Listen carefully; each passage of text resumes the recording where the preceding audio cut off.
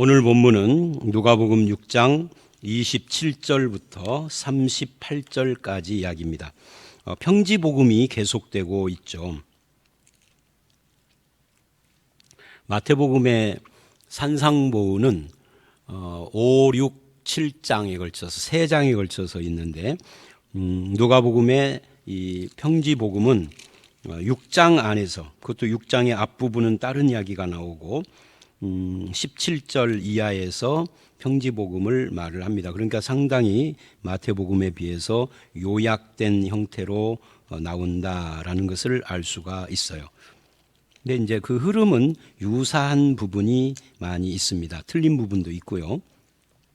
오늘 본문은 이제 27절로 38절인데 한마디로 요약을 전체를 하면 하나님 아버지의 자비로움을 닮아라 하는 그런 내용이라고 볼 수가 있습니다. 그래서 원수 사랑, 또 온유함, 남을 대접하는 거, 용서, 이런 이야기들이 쭉 나옵니다. 27절, 그러나 너희 듣는 자에게 내가 이르노니, 듣는 자에게 이른다 하는 이 표현을 보십시오. 이 듣는 것이 귀로만 듣는 건 아니에요. 마음으로 들어야 합니다. 듣지 않는 사람에게는 예수님의 말씀도 소용이 없어요. 가끔 보면은 성도들이 저에게 문자가 오거나 또는 직접 말을 할 때가 있어요. 이번 주 말씀은, 이번에도 그런 말씀을 누가 하더라고요. 이번 주 말씀은 꼭 저를 향한 말씀 같았어요. 제가 얼마나 위로가 되고 힘이 되고 그랬는지 몰라요. 그러면 이제 제가 꼭 하는 말이 이런 거예요. 집사님, 권사님, 집사님이나 권사님의 마음이 열려져 있기 때문에 그러는 거예요. 누구나 그러는 건 아니에요. 그랬더니 어떤 분이 이러더라고요. 깜짝 놀라면서, 그래요? 그러면 저처럼 이렇게 받아들이지 않는 사람도 있을까요? 있겠지요. 저는 모르지만 있는 겁니다. 그건 집사님처럼 권사님처럼 그렇게 반응을 하는 건 그거 자체로서 축복이라고 할 수 있습니다. 말씀이 들리니까. 말씀이 들리는 것보다 더 큰 복은 없어요. 그렇게 이야기를 하는데, 듣는 자에게 말한다. 지금 예수님이 그래요. 뭐를 말하느냐 하면은 너희 원수를 사랑하며 미워하는 자를 선대하며 그래요. 그러니까 이게 이제 하나님 아버지의 자비로움을 닮으라 하는 이야기인데, 실천하기가 굉장히 어려운 내용이기는 하죠. 그러나 이것이 하나님 나라 백성의 삶의 태도, 자세인 것은 확실해요. 어떻게 원수를 사랑하고 미워하는 자를 선대할 수 있겠어요? 이거는 내 힘으로 되는 것이 아닙니다. 하나님 나라 백성됨, 즉 예수 그리스도로 가능한 거고, 성령께서 우리의 마음을 만져주셔야 가능한 겁니다. 나를 저주하는 자를 축복하고 모욕하는 자를 위해 기도한다. 이게 굉장히 어려운 건데, 문제는 예수님이 직접 이것을 본으로 보여주셨죠. 십자가에서 저들을 용서해 달라고. 그게 이제 예수의 본, 그리고 성령의 역사, 이런 것들이 우리 속에서 이렇게 사랑하고 선대하고 축복하고 기도하는 마음을 가질 수 있도록, 그게 가능하도록 만들어 주시는 겁니다. 대가를 바라지 않고 주는 거죠. 학자들은 쓸데없는 것으로 논쟁을 해요. 이게 누구가 지키라고 준 거냐, 이 평지복음이. 어제도 제가 잠깐 말을 했는데, 어떤 사람은 천년왕국에서 지키라고 하는 거다. 그건 세대주의자죠. 불건전한 거예요. 또 어떤 분은 심지어 우리가 이 다음에 죽어서 천국 가면 천국에서 이렇게 산다는 거다. 근데 여러분, 이게 천년왕국이나 천국에서의 일이라고 한다면 얼마나 웃기느냐면 성경에다가 쓸 필요가 없죠. 아니, 예수님이 제자들에게 말할 필요가 없는 거예요. 학자라고 그래서 모든 걸 정확하게 제대로 잘 이해하는 건 아니에요. 근데 학자들은 되게 고집스러워서 자기가 연구하고 주장하는 것을 그렇게 고집을 하기도 해요. 근데 이거 분별을 해야 합니다. 유명한 학자라고 그래도 다른 사람에 의해서 비판도 받고 하는 걸 보면 학자들이 아니라 성경 자체를 믿어야 하고, 성경을 가지고 본인이 하나님과 많이 씨름을 해야, 학자들의 말은 참고사항이 되는 거죠. 참고사항. 자, 어쨌든 그들이 왜 천년왕국에서의 삶이나 천국에서의 생활이라고 그렇게 말을 하느냐 하면, 이 원수를 사랑하고 선대하고 축복하고 기도하는 것이 그만큼 지키기가 어렵고 따르기가 어렵다는 의미예요. 도저히 못하게, 내가 학문으로서 성경은 연구하지만 이렇게 사는 건 불가능하겠다 하는 거죠. 그게 이제 그렇게 하는 것 자체가 믿음 없는 모습이라고 할 수가 있습니다. 그러나 듣는 자에게 이른다. 그러니까 공부하고 연구하는 자에게 이르는 게 아니라 마음을 열고 듣는 자에게 주님이 이 말씀을 하는 겁니다. 제자들처럼 예수를 따르고 배우고 닮으려고 작심하는 자에게 주시는 말씀입니다. 그리고 이제 29절 이하를 보면 이 뺨을 치는 자에게 젖뺨도 돌려대고 겉옷을 빼앗는 자에게 속옷도 거절하지 말아라. 마태복음은 이게 조금 길게 다양하게 이야기를 하죠. 오른뺨 왼뺨, 여기서는 입뺨 젖뺨입니다. 그 마태복음 5장에서는 오른쪽 왼쪽으로 나오는데 누가복음은 오른쪽 왼쪽이 중요한 건 아니다. 입뺨 젖뺨이라고 한 거예요. 저도 가끔 이 구절을 생각할 때 누가복음보다 마태복음이 더 익숙하잖아요, 우리들이.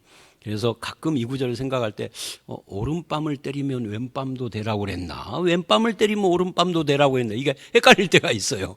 심리 오리 이거는 안 헷갈리는데 겉옷 속옷은 안 헷갈리는데 오른쪽. 근데 누가복음은 그거 싹 무시했어요. 오른쪽 왼쪽이 중요한 게 아니다. 노재석이 네가 고민하는 거 틀렸다. 입뺨 젖뺨이라는 거죠. 여기서 중요한 것은 어떤 쪽이냐가 아니라 그만큼 악한 자를 대적하지 말라 하는 것을 초점으로 삼는 겁니다. 악한 자를 대적하지 않고 사랑으로 선대하는 것이 그 머리 위에다가 숯불을 얹어 놓는 것과 같다는 로마서 말씀과 이 말씀은 유사점이 있는 거죠. 또 30절 내게 구하는 자에게 주며 내 것을 가져가는 자에게 다시 달라 하지 말며. 야, 이것도 실천하니까 얼마나 구하는 자에게 주며 하는 거. 이게요, 목사님 10,000원만 있으시면 좀 하면은 줄 수가 있어요. 10,000원이 아니라 20,000원도 줄 수가 있죠. 그런데 100,000원만 200,000원만 그러면은 이거 고민스럽고, 혹시 1,000,000원 그러면 어떻게 해야 되죠? 소유에 없는데 내 수중에 빚내서 줄 수도 없고. 그러니까 이게 굉장히 어려운 문제예요, 지금. 그래서 사람들이 자꾸 천국에서다, 천년왕국에서다 이렇게 나가는 건데, 여기서 말하는 것은 결국은 돈 문제라기보다는 이게 남을 대접하고 하는 것을 말하는 거예요. 가져간 자에게 다시 달라 하지 말고, 결국 이제 내 것이 아니기 때문에 그러는 거예요. 그래서 31절에 대접을 받고자 하는 대로 너희도 남을 대접하라 하는, 그러니까 내가 누군가를 대접하고 섬기고 하는 삶을 강조하고 있는 거죠. 그러면서 32절, 33절을 보면 너를 사랑하는 자만 사랑하면은 그럼 남들도 다 하는데 그게 뭐가 나을 것이 뭐 있느냐 하면서 덧붙여요. 내가 남들에게 가장 바라는 것을 내가 남에게 먼저 하는 거죠. 그리고 남들도 다 하는 것만 하는 것이 아니라 그보다 더 하는 것이 하나님 나라 백성의 모습이다라고 지금 이야기하고 있는 겁니다. 이것은 그럼 목사님 어떻게 하라는 겁니까? 그거는 없어요. 규정에. 예수님도 무엇을 어떻게 하라 이런 말을 구체적으로 말하지 않고 원리만 말하는 겁니다. 나머지는 각자가 적용을 하는 거죠. 사실 제 주머니에는 10,000원짜리 몇 개는 있지만 10만 원도 없고 100만 원도 없는데 1,000만 원 달라면 줄 수가 없죠. 그런 경우에는 정중하게 제가 사실은 돈이 그렇게 많이 있지 않습니다. 남들은 큰 교회 목사니까 돈이 막 주머니에 1억씩 있는 것처럼 느낄지 몰라도 제 주머니에는 지금 5만 원밖에 없어요. 빚내서 드릴 수는 없잖아요. 정중하게 거절할 수 있지. 이 말씀을 고지고대해서 잠깐 일주일만 기다리면 빚내서 2,000만 원 드릴게요. 이렇게 하는 것은 좀 어리석은 적용이 아닐까. 개인적인 생각입니다만은. 하여튼 이건 사람들에게 사랑을 베풀고 용서하고 대접하고 섬기라는 말씀을 하고 있는 것입니다. 근데 그렇게 대접하고 섬기고 사랑을 베풀 때 34절 대가와 보상을 바라지 말고 하라는 거죠. 그래서 너희가 받기를 바라고 사람들에게 구워주면 그래요. 그러니까 대가를 바라지 말라. 그러면 칭찬받을 것이 뭐가 있느냐? 죄인들도 그만큼은 한다. 그러니까 대가를 바라고 하게 되면 외식이나 위선의 위험이 있고 상거래하는 식으로 천박에 빠질 필요가 위험이 있고요. 또는 그렇게 하지 못할 때 상처를 받는 그런 위험들이 도사리고 있습니다. 그래서 대가를 바라지 않고 내가 누군가 줄 때는 이놈이 언제 주는가 하지 말고 그냥 사랑으로 베풀라 하는 거죠. 그리고 이제 35절 6절에서 요약을 해요. 오직 너희는 원수를 사랑하고 선대하며 아무것도 바라지 말고 구워주어라. 이 세 가지, 원수를 사랑하고 선대하며 아무것도 바라지 말고, 요 세 가지가 핵심이죠. 그러면 너희 상이 크다 이 말은 이렇게 했으니까 내가 언젠가 부자가 되겠구나, 그런 의미에서 이 상이라기보다는 하나님께서 기억하신다는 거예요. 하나님이 평가하신다는 것을 말하는 겁니다. 왜? 그 하나님께서 지극히 높으신 이고 우리는 그의 아들이기 때문에 그는 은혜를 모르는 자와 악한 자에게도 인자하신 분이기 때문에 우리가 그런 삶을 살면 그렇게 누군가에게 인자를 베푸시는 걸로 내가 하나님의 아들이라는 평가를 받게 되는 거죠. 그리고 이제 36절을 보면 전체의 핵심입니다. 아버지를 닮은 아들과 같은 삶을 살아라 하는 겁니다.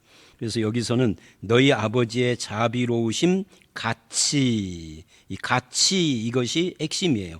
그러니까 아버지를 닮은 사람이 되라는 거죠.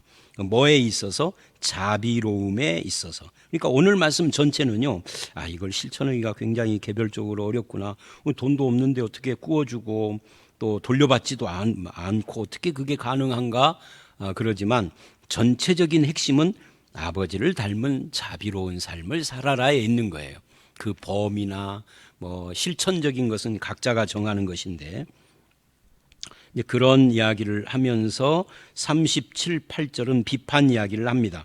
이 부분의 핵심은 너희 모든 행동과 마음 씀씀이에 하나님을 고려해야 한다 하는 것을 말하고 있습니다. 비판하지 말라, 비판받지 않을 것이고, 정죄하지 말라, 정죄받지 않을, 용서하라, 용서받을 것이고, 이게 전부 다 너희가 어떤 삶을 사느냐에 따라서 하나님이 그것을 기억하고 그대로 갚아주신다는 이야기를 하는 거예요. 그러니까 하나님을 고려해라는 거죠. 하나님을 기억하라는 거죠.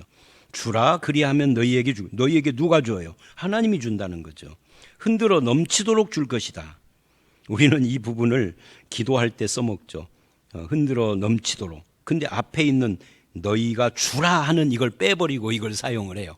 내가 주는 걸 전제로 하고 흔들어 넘치도록 준다는 건데, 너희의 헤아리는 그 헤아림으로 너희도 헤아림을 도로 받을 것이라 하고 마무리를 합니다. 그래서 오늘 이 본문 말씀은요, 짧지만 그렇게 길지 않지만 여러 가지 내용들을 담고 있어요. 그리고 읽으면서 느끼기에 이렇게 살면 좋겠지만 참 이렇게 살기가 쉽지는 않겠다, 이런 거예요. 근데 결론은 하나님을 기억하는 삶, 하나님을 닮는 삶을 살으라는 겁니다. 그의 자비로우심을 담고 하나님이 아시고 계신다, 하나님이 평가하신다 하는 것을 늘 기억하여서 주님의 뜻대로 원수를 사랑하고 온유하게 대하고 대접하고 용서하고 선대하고 하는 그런 삶을 살아가는 그런 성도, 그게 저와 여러분이 되시기를 주의 이름으로 축원합니다. 함께 기도하겠습니다. 하나님 나라의 백성의 삶이 무엇인지를 이야기를 하면서 원수를 사랑하고 온유하게 대하며 선대하고 남을 대접하고 용서하며 주대 되돌려 받지 않으려는 마음을 가지고 그렇게 베푸는 삶을 살으라고 하셨습니다. 이 모든 것이 우리에게 참 어려운 짐처럼 보이지만 하나님을 닮아가는 삶이 바로 그런 삶이며, 하나님의 기억하심을 내가 기억하고 하나님의 평가 앞에서 살아가는 것이 이런 삶임을 깨달아서 아버지 하나님, 어려운 일이지만 이렇게 살아가는 삶에 힘쓰는 우리 모두로 세워주시옵소서. 특히 우리가 사람들에게 자비롭게 대하게 하시고 사랑하고 온유하게 대하며 용서할 줄 아는 하나님 나라의 백성으로 살아가도록 우리에게 힘주시고 실천할 수 있는 은혜를 허락해 주실 줄 믿사옵고, 이런 삶을 삶으로 교회가 교회다워지고 성도의 가정이 평안을 이루고 우리가 사는 세상 곳곳에서 평화의 열매를 맺는 그런 성도가 되게 해 주실 줄 믿사오며 예수님 이름으로 기도드렸사옵나이다. 아멘.